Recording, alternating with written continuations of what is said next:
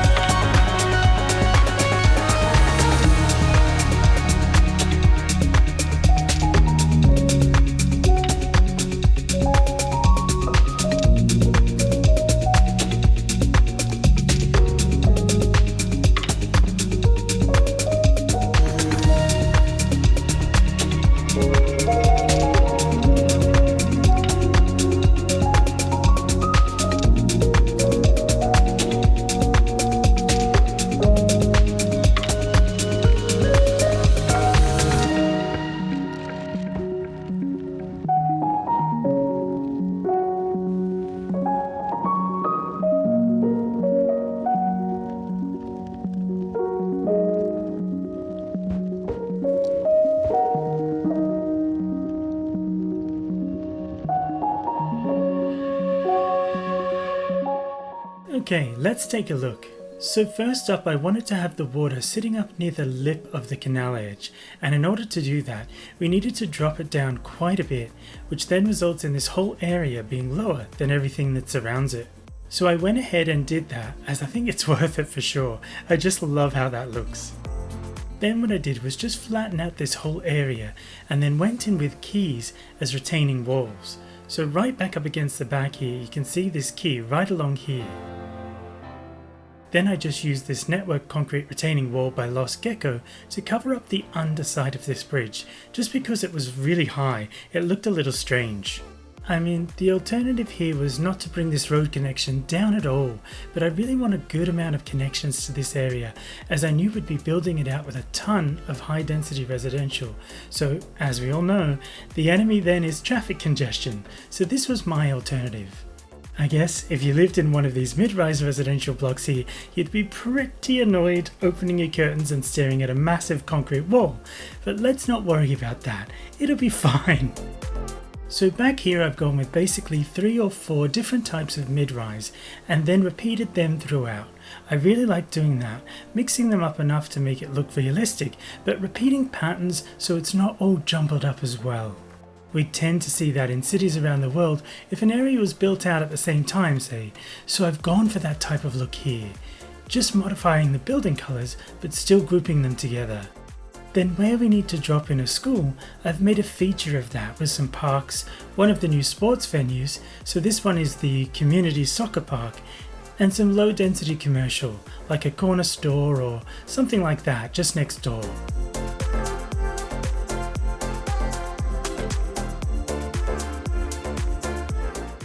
Then we step back up into the mid-rise again. Further around here I've popped in police and fire coverage and then this big hospital, and I've gone with this version as I think it really suits our tired building vibe we've got going on here. Massive car park out the back, then more residential mixed in with commercial. And back here I've even mixed in a few industrial buildings, but chose ones that wouldn't look too out of place. That way we have industry goods being created in this area, commercial buildings to sell them, and plenty of people around to consume them. I do have 2 warehouses set up for commercial goods that we put in a previous video, so they're doing a great job at keeping all these new commercial buildings fully stocked with goods. I've popped in another elevated railway station here. It's not that far from the other one further along the line, but we have a huge amount of people living here now, so actually that's probably something you'd see in a densely packed area of a city as well. At the moment, it's shuffling about 40 Sims back and forth, but as we expand, this will just become a stop on the way into the downtown area. Along the rail line here, I've tried to create interest. Some mid-rise residential squished up against it, then further around the bend some offices and commercial underneath as well. Again, taking some inspiration from what we'd see in a bustling city in real life. Then around here, I've left 2 big areas in the middle, and they're going to become parks with heaps of trees. With all this high-rise activity surrounding, green spaces will be key for getting outside, getting your exercise or walking your dog. Then we head around to the front area. The nicer part, with cracking views. So here I've changed up the building style for nicer high rises. So some are still a little tired, I do like that look, but it's not as jarring to go from our mid-rise to these high rises. Particularly these ones in the middle, they're so nice. And the idea here being that these sit along the front as they've got the best views, are more expensive to buy or rent, and the view is uninterrupted. Look at that. I'd love to have a penthouse here, wouldn't you? So nice and high front and centre, then a step down a little as we reach the end here. A lovely little water feature in the middle of our roundabout here. Then we step back down again, always thinking of the skyline and making these rises or declines in the skyline subtle. Eventually we'll expand out both sides, further down the coast here, and also do the same up here as we head towards the downtown. Then when we look at all of this as one big long stretch, it'll look so good. But let's not get too far ahead of ourselves. Another school complex in here with a community baseball field behind it. Just loving these assets so much. I'm just itching for an excuse to use them all the time. Then back to our train station again. So the canal is all set up with the bridges across at roughly the right height so we can get one of the newer models of ferries underneath them, the flatter style version. This has been mapped out so that in the future we have a way of getting them right down here, swinging around in this little loop part of the canal here, which I think will look pretty cool. Righto, for now though, let's detail this up. Won't be a massively long one as there's nothing too major to do, just odds and sods, but let's get cracking just now.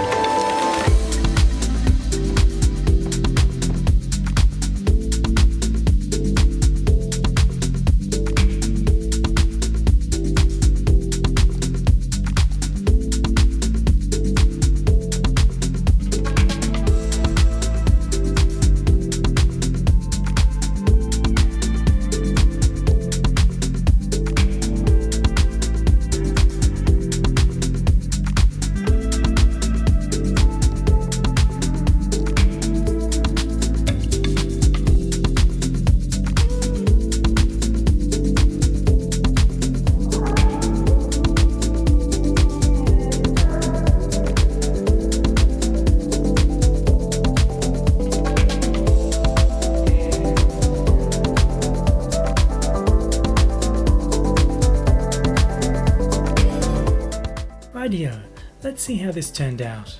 So starting here with our high rises, I created a few places with pergolas, or pergolas as they say here in the UK.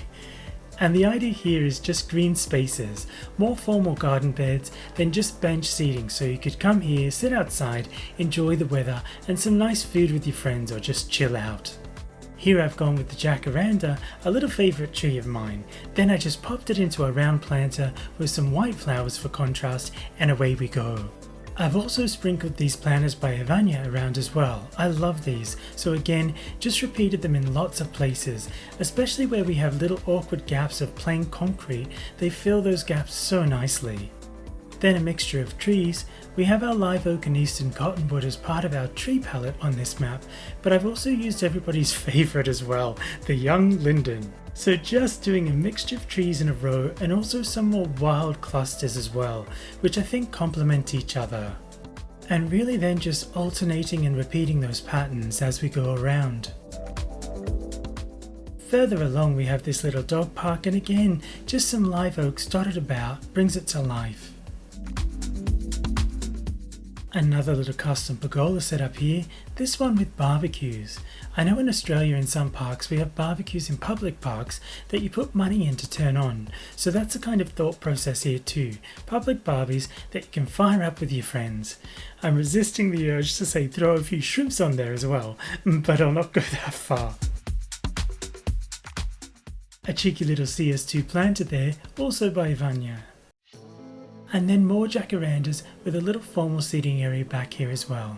They work so well, and if you lived in a high rise, you'd want a space to come out and chill out in, or to soak up some rays.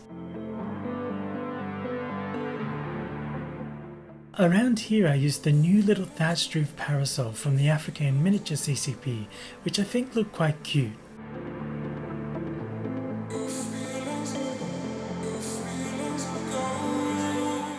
Then a loo and cafe from the generic park assets. Then back in here I've extended out the cafe and seating area here and made it into something larger like we did over in our transit terminal, just to make it look a bit grander. With the school here I've just put some of the vanilla parking. There's a climbing frame park asset there. And then just gone in with some sports fencing around the baseball field, so we don't have any stray sims running onto the field during the match or any baseballs flying out into the canal. You'll have also seen that I've run paths right around most of the edges of the canal too.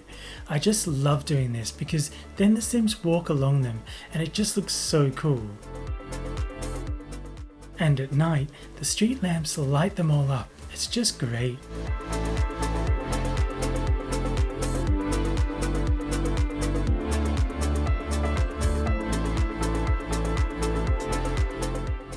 Further along, I turned this little island into a massive park, then added some statues, lots of flower beds, just a super place to come and enjoy the peace and quiet, smack bang in the middle of such a built up area. I put in a bunch of parking as well, as I know when I used to live in Melbourne that my friends and I would sometimes drive to the edge of the botanical gardens, park and then walk in. It was a wonderful space to chill out, picnic or do whatever, so I've built something similar here too.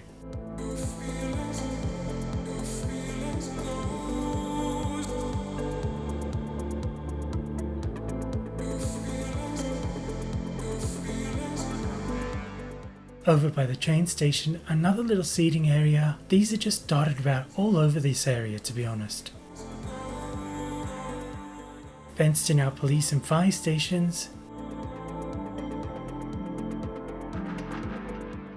Then little parasols out the back of this commercial asset.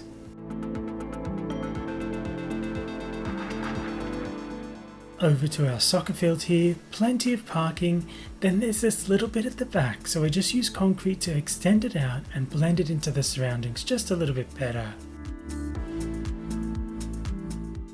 I've also put in so many paths between all of these buildings right throughout this whole area, so here you can see them in between this commercial block here. I just love watching the Sims walking everywhere. I could sit there for ages doing that. So I always run paths through them like this and then put down a bunch of concrete as well, so the path completely disappears and it just looks as though they're just walking around. So cool. over here, a few more park assets, the chessboard, and that's about it.